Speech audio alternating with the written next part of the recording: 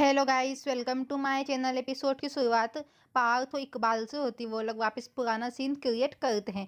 टेनी देखती है कि एक लड़की शोरवरी के वेश में ऊपर जा रही है। टेनी उसका पीछा करती है, लेकिन पार्थ सोचता है कि टेनी उस लड़की का मुंह ना देख ले। वो टेनी को रोकने की कोशिश करता है। इकबाल भी उसके पीछे आता है।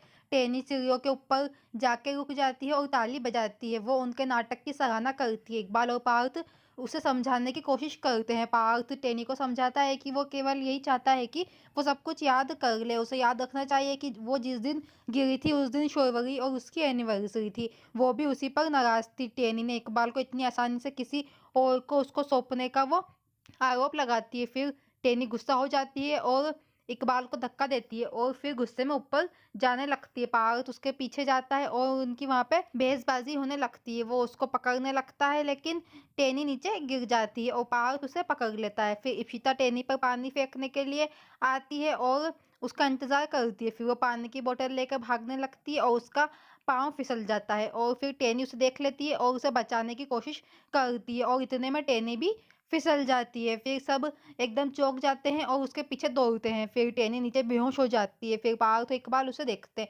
फिर बाद में डॉक्टर कहते हैं कि इसका दवाई का असर है और ये थोड़ी देर में होश में आ जाएगी। पार्थ कहता है कि उसे लगता है कि जिस तरह से उसने इप्शिता की जान बचाई उसके लिए टेनी को सब कुछ याद आ गया है। डॉक्टर पार्थ को कोई उम्मीद नहीं रखने के लिए कहते हैं। वो उन्हें टेनी के उठने तक का वेट करने के लिए कहते हैं। फिर इंदु टेनी को लेकर टेंशन में कमरे में आती है। पार्थ कहता है कि वो ठीक है और इप्शिता को देखने वो लोग चले जाते हैं। इकबाल कमरे में अकेला रह जाता है। वो अभी अच्छे समय और उनके वादों के बारे में सोचते हुए टेनी के पास बैठता है। वो कहता है कि वो जो कर रहा है उसमें उसे वो खो भी सकता है और वो जो कुछ भी कर रहा है वो गलत हो सकता है। वो उसे बताना चाहता है कि वो उससे कितना प्यार करता है और उसके बिना कुछ भी वो नहीं है। वो रोते हुए फिर बैठा रहता है और पूछता है कि क्या वो उसे इतनी आसानी से छोड़ देगी, और एक मुस्कान के लिए वो मजबूर रहता है और कहता है कि वो उसके बिजनेस की 10% की भागीदारी है और उसे उसके साथ रहना होगा। पार्थ कमरे में आता है। वो इकबाल से अनुरोध करता है कि वो उसे गलत ना समझे, लेकिन उनके हाथ में अब कुछ भी नहीं है। चीज़ वैसी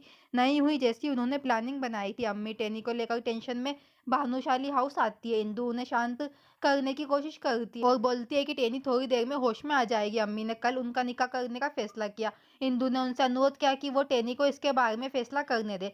टेनी जागती है और इकबाल और पार्थ को बात करते हुए सुनती है। वो बैठ जाती है और इकबाल को घर जाने के लिए कहती है। अब वो लोग यहाँ पे नहीं रह सकते। इकबाल के साथ कमरे से वो निकल जाती है और फिर पारस को मुड़कर देखती है।